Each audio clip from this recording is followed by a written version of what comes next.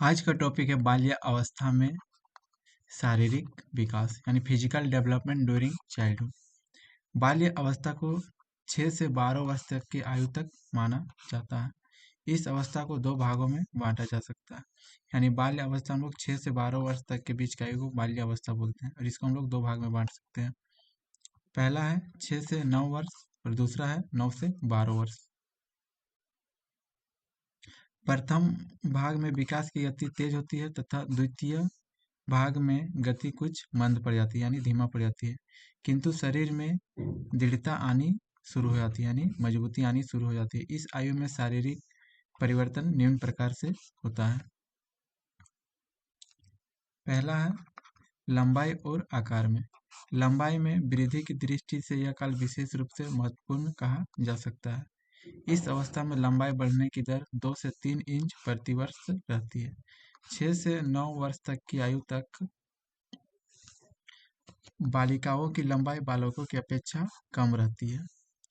10वें वर्ष में दोनों की लंबाई लगभग समान हो जाती है तथा 12 वर्ष आने तक बालिकाएं बालकों से अधिक लंबी हो जाती है। दूसरा पॉइंट है भार।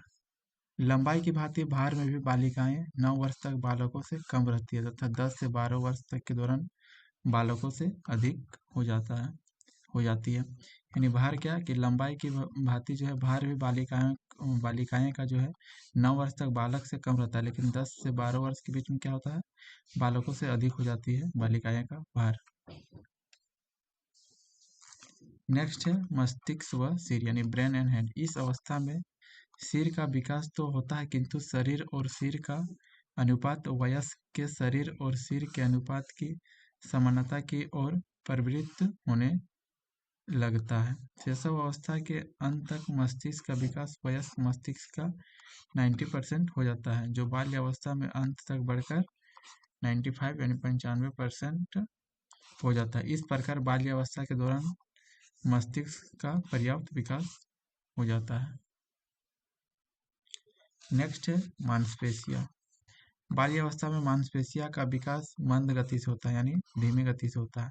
8 वर्ष की आयु में मांसपेशियों का भार शरीर के कुल भार का 27% होता है, जो 12 वर्ष में बढ़कर 33% हो जाता है।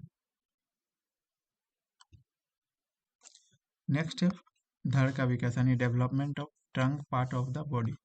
बाल्यावस्था में बालक एवं बालिकाओं की धड़ का विकास महत्व रखता है। इस आयु में शरीर बलिष्ठ यानी ताकतवर, पुष्ट यानी कि हेल्थी तथा शक्तिशाली होने लगता है, जिससे बालक अपने अंगों के संचालन पर नियंत्रण प्राप्त कर लेते हैं।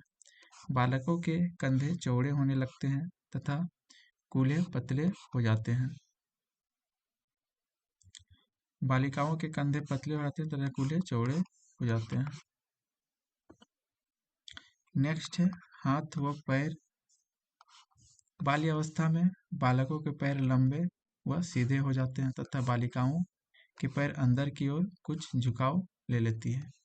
भुजाएं भी लंबी होने लगती हैं। तो हाथ और पैर में क्या चेंज होने लगता है, बाल्य अवस्था में बालकों के पैर जो है लंबे हो जाते हैं और सीधे हो जाते हैं, और बालिकाओं के पैर अंदर की ओर कुछ झुकाव ले लेता है और भुजाएं भी लंबी होने लगती है। नेक्स्ट है दांत। बाल्य अवस्था के आरंभ में दूध के दांत गिरने लगते हैं और नई स्थायी दांत आना प्रारंभ होने लगता है। लगभग 12 से 13 वर्ष में सभी दांत आ जाती है और सामान्यतः दांतों की संख्या 27-28 होते हैं। बालिकाओं के दांत बालकों की तुलना में कुछ जल्दी निकल आते हैं। दांत चेहरे की आकृति में स्थायित्व लाते हैं और उसे सुंदर बनाते हैं।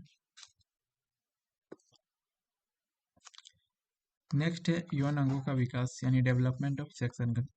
बालकों तथा बालिकाओं दोनों का प्रजनन अंगों का विकास भी बाल्यावस्था में होने लगता है, किंतु बालकों में यह विकास धीमी गति से होता है। 11-12 वर्ष तक आते आते बालिकाओं के यौन अंगों का विकास तीव्र गति पकड़ लेता है। लास्ट पॉइंट है हृदय गति यानी हार्ट बीटिंग। शैशव अवस्था की तुलना में बाल्यावस्था में हृदय की धड़कनों की गति कम हो जाती है। 18 वर्ष के बालकों का हृदय प्रति मिनट 85 बार धड़कता है।